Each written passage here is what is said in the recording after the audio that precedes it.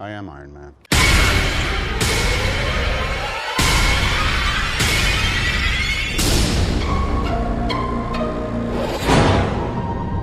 Wolfman's got nards! Hi guys, and welcome to my Avengers Endgame spoiler review. Yesterday I posted up my spoiler free review, so if you still haven't seen it, maybe check that video out first, but definitely don't watch this video because there's going to be spoilers all over it. So we finally made it, 22 movies down, 11 years, and we finally came to the end game. In this spoiler review, I'm going to spoil as much as I can remember. There might be some things that I forgot to mention, or there might be some things that I do leave out intentionally because I don't want to give away everything, but I will point out most of the spoilers that I recognise and things that are worthwhile talking about. At the very beginning of the movie, we see Hawkeye and his family, and we see him teaching his daughter how to do the bow and arrow. You see that bit of that in the trailer, so that's not very spoilery anyway, but he notices that she's disappeared around the corner of the tree, and she hasn't disappeared, she just went to dust, and he turns around and his whole family's gone. So that tells us that Hawkeye knows what's happened, and then he's all up to date with the story. The beginning of the movie still feels like Infinity War. It's like a continuation of Infinity War, whereas after the beginning of the movie we get his very own movie, Endgame. But at the start, the Avengers are still themselves in 2018, and they're still trying to capture Thanos to revert back or reverse back whatever has happened, and they finally capture him. However, he has already flicked his fingers to destroy the stones, and they're all gone, so there's no way they can turn back time and reverse what he'd done. And that's where we get our first big surprise. Thor chops Thanos' head off within the first 5 minutes. After that, it cuts to 5 years later, so it's the year 2023 because it was originally set in 2018. So it goes to 2023. Everybody has not really disbanded, they're still in contact with each other, but nobody's really moved on because they don't know what to do with half a world, half a universe. The only person that's really moved on is Tony. He's living with Pepper Potts, and they now have a daughter who's about 4 or 5 years old. After we find out what everyone's been up to lately, it cuts to Ant-Man's van where he last disappeared, and accidentally a rat brings him back. It stands on one of the buttons and it brings him back from the quantum realm. This is where we get our first tearjerking moment for me personally. He goes and searches for his family, and he finally finds his daughter, who is obviously 5 years older now, and the interaction between both of them was very emotional, and I think that's not just myself but the whole cinema started crying at that moment. And I think from that part of the movie till near the half of the first half of the movie, it was a slow burner. It wasn't slow in a sense that we weren't interested in the film at all. It was a very interesting character development all the way through until the big epic battle at the end. Ant-Man sets up the motion that he thinks he's found a way to go back in time. We don't need the stones to do it. He can use the quantum realm to do it. So he tries to get everybody on board. Most people are on board apart from Tony because he has already moved on. He's got a new life now, and even if he was on board, he doesn't want to jeopardise what he's finally found. They start rounding up the gang again. Firstly, they take on Bruce Banner before they got Tony on board. Bruce Banner is now the Hulk. He can be the Hulk, he can speak, he can be himself in the Hulk's body form. I think that's pretty good. I don't know if they've done that in the comics. They probably did at one point, but I don't read the comics. But I like that because we didn't see any of the Hulk, or we saw a bit of him at the beginning of Infinity War, but we didn't see enough of him. In this one, we see more of the Hulk than we do of Bruce Banner. So he's in it, he's very famous to all the kids on Earth in 2023. So he's one of the first ones that they recruit. And then they go to Hawkeye. We find out that Hawkeye's been in Japan or whatever, and he's trying to kill all the Yakuzas or the Triads or whoever it is. I think it's the Yakuzas, and he gets recruited as well because they're giving him hope that he's able to bring his family back, so he's on board as well. Thor, he is in the new Asgard, which is on Earth, and it's quite a funny moment. There is dark times and there is emotional times, but the times with Thor are mostly funny. When they go to New Asgard to try and bring Thor back, he's put on a lot of weight, he's got a big massive beer belly, and he's living with Korg and Meek, and those two are great. I love them in Thor Ragnarok, especially Korg, and I like the little moments that they have. They're in the middle of playing Fortnite on the computer online with all the little kids, and I'm wondering if they can go Thanos in Fortnite. After everybody's recruited, after everybody's on board, they then do the time travel test. They send Hawkeye back in time and forward again quickly to see if it worked, and it did. He got to see his family, and just as he was about to shout for his kid, he got pulled back in again. I don't know why he would jeopardise that, because they're trying to successfully complete a mission. I can see that he can hear his daughter and he's obviously emotional, but he needs to reel it in and come back so they can do it for real. Once everybody's sorted, once they're all ready, they have to split into teams to collect the stones. They find out a few of the stones are in one area in New York, so they thought it would be easier for a couple of them to go to certain areas to collect the stones separately. Ant-Man, Captain America, Iron Man and the Hulk go back to 2012 New York, and that is the Battle of New York from Avengers Assemble. We get to see the original cast members from 2012 in that as well. We get some funny moments with the Hulk when he's no longer angry anymore, so he pretends he's angry.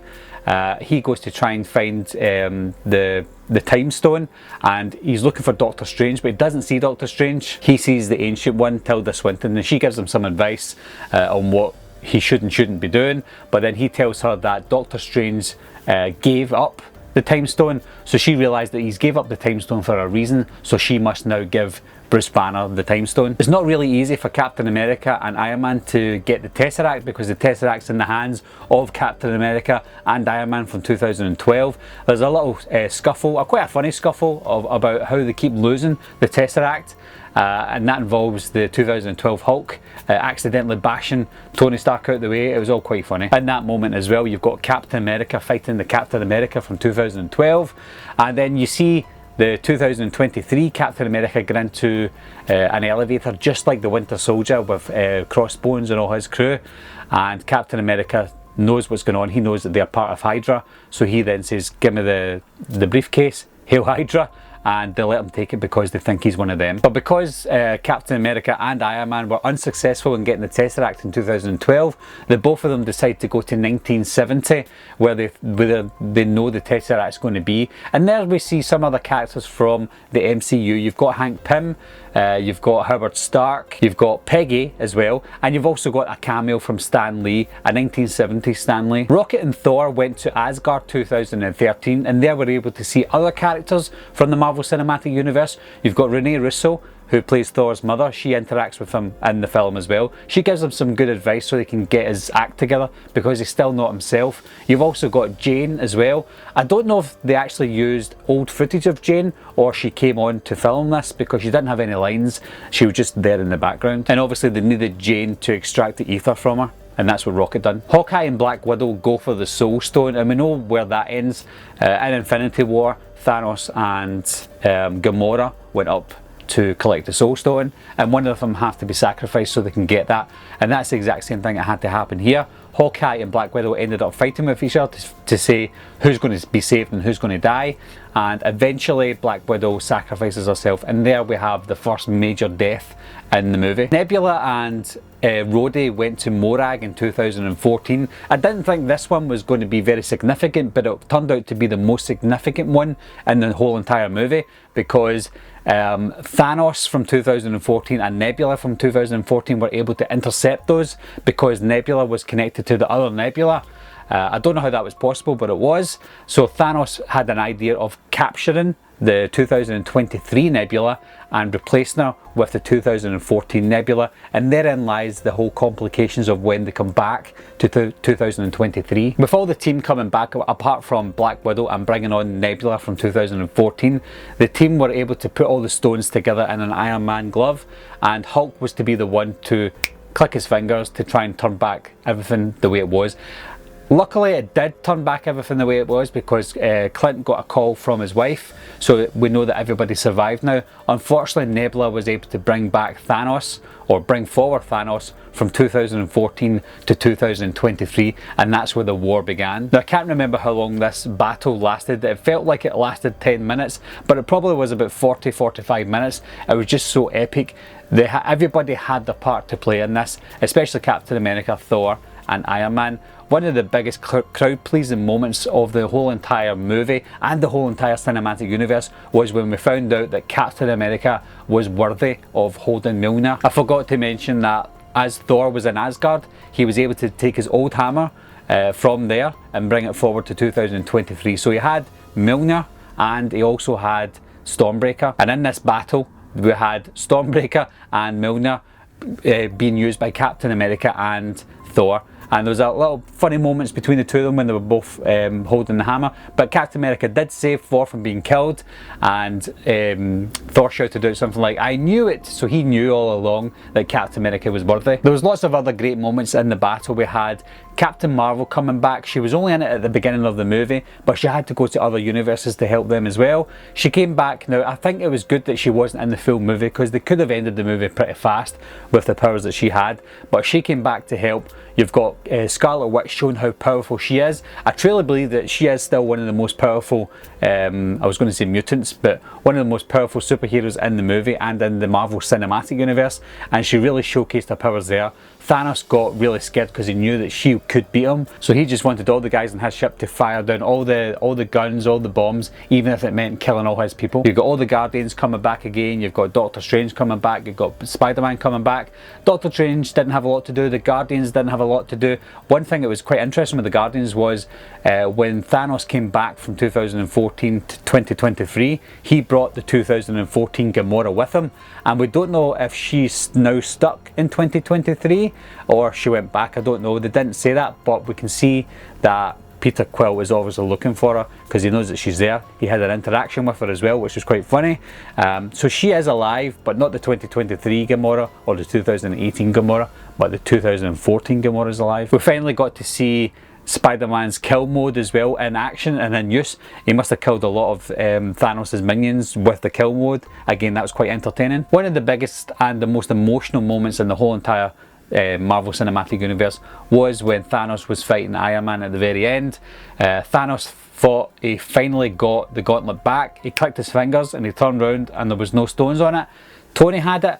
Tony knows he shouldn't be doing this, but he done it anyway. He flicked his fingers so he could kill all the bad guys, and he done that, but in doing so he sacrificed himself. It was a very emotional scene. Everybody in the cinema must have been crying, me included. It was very emotional because you've got Pepper Potts there, you've got Spider-Man there, everybody's there to make sure he dies peacefully, and he did do so. He done it saving the world. Not only did he save the world, he saved his daughter as well, because his daughter's there in 2023, and I'm sure that's why they've introduced his daughter at the beginning of the movie, because with her being in this movie, it has a bigger impact on his death. Tony being Tony has a big massive funeral with all the superheroes there. There's a few characters there that I didn't even remember were in the MCU until I saw them, and there's a few secret characters that I've seen as well. Hawkeye was holding a little kid. He looks like he was from Japan. I'm sure he must be in the comics and he's probably got a name, but I don't know his name, but he was very prominent in that scene, so I'm guessing he's going to be in future movies. You even had the Iron Man 3 kid there as well. I love that kid and I hope he's in future movies as well.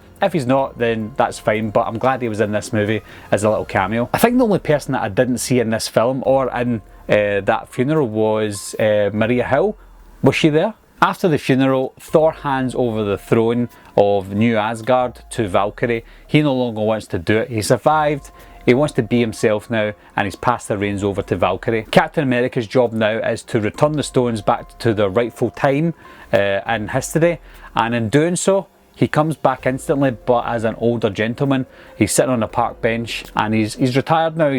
I don't know what age he is going to be now, but he's very old. He's not a superhero anymore. He's not Captain America anymore. He's going to pass the reins on, and when we find out he's going to be passing the reins on, it cuts to Sam and Bucky, and we're thinking, well, who's going to be the new Captain America? And he hands his shield over to Sam. Sam notices he's got a wedding ring on his finger as well, so when he does go back in time, he does what he always wanted to do, and he marries Peggy, and he lives a happy life with Peggy. So that's basically everything that happened in the movie. A lot happened. I've probably missed a lot of it out as well, but I can't talk about it all because you have to see it for yourself. I'm assuming you've seen it because this is a spoiler review anyway. But I have to say, guys, I'm still buzzing from seeing the movie last night. It is amazing in every single way. It is a 3-hour movie, and it didn't feel like a 3-hour movie. There were slow moments, like I mentioned, but those slow moments were needed. There were character building moments. We've had the character development all the way through the Marvel Cinematic Universe, but this was a culmination of all those movies, all those years put together,